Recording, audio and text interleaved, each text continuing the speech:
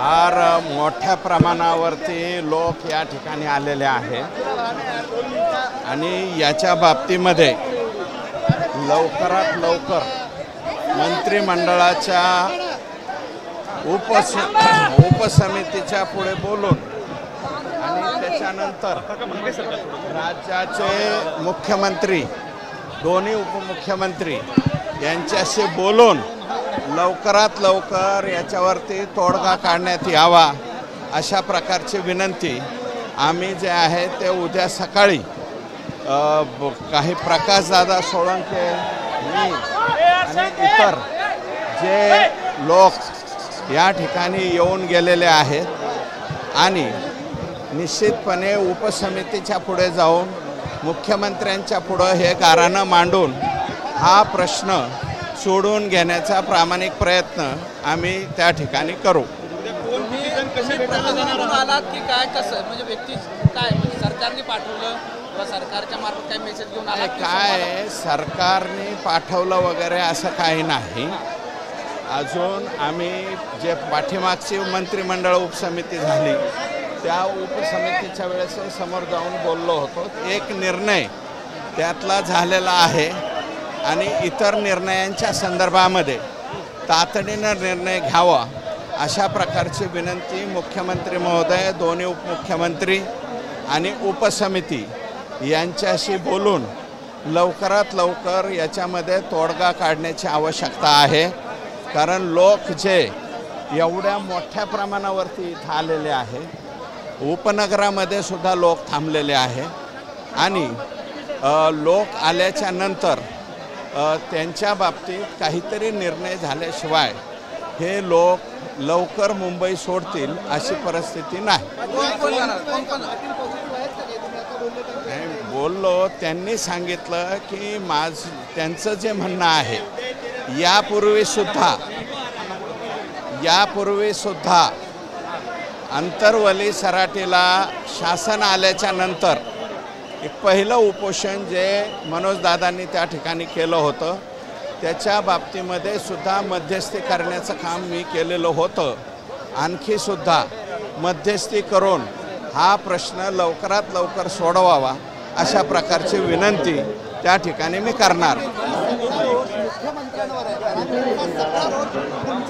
हे पहा, मुख्यमंत्री हे राज्याचे प्रमुख आहेत, त्याच्यानंतर याच्या बाबतीमध्ये निर्णय घेणारेही तेच आहेत। यापूर्वी सुद्धा काही जे निर्णय घेतलेले आहेत आरक्षणाच्या संदर्भात ते माननीय मुख्यमंत्री 14 ते 19 ज्या वेळेस होते त्यावेळेसच घेतलेले आहेत आणि मग अपेक्षा त्यांच्याकडूनच आहे आणि तेच या बाबतीतला योग्य तोडगा काढतील। मग मनोजदादा जरांगे पाटील हे मुख्यमंत्र्यांवरती नाही बोलणार तर आता काय विरोधी पक्षावरती थोडीच बोलणार आहे।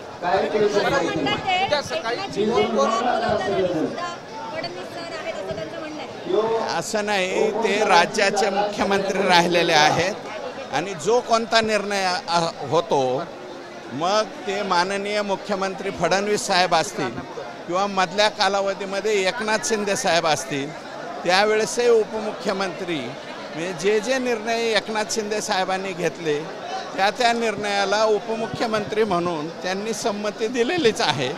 फक्त आता हे जास्त न ताणता हे लवकरात लवकर त्या ठिकाणी मिटवावं अशा प्रकारची विनंती करायला जाणार आहे आणि याच्यामध्ये बीड जिल्हा हा सर्वाधिक व्हायब्रंट आहे या विषयामध्ये। त्याच्यामुळं लोकप्रतिनिधीसुद्धा तुम्ही बघा की बीड जिल्ह्याचेच लोकप्रतिनिधी या ठिकाणी जास्त येताना तुम्हाला दिसतात।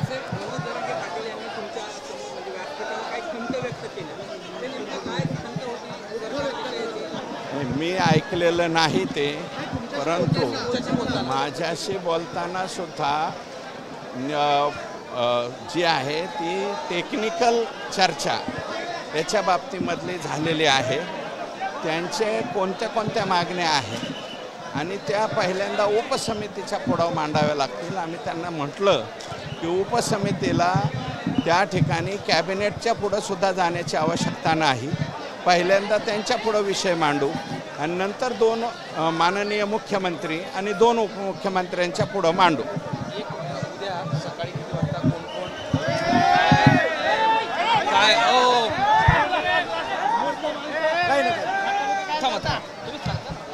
हे पहा,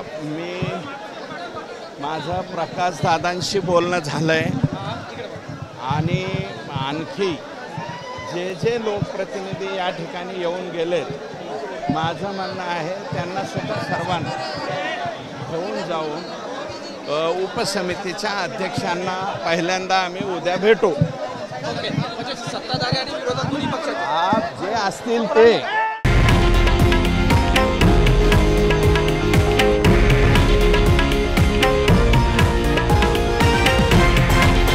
हे आहे देशातील नंबर 1 न्यूज नेटवर्क आणि आपण पाहत आहात TV9 मराठी, एकमेव.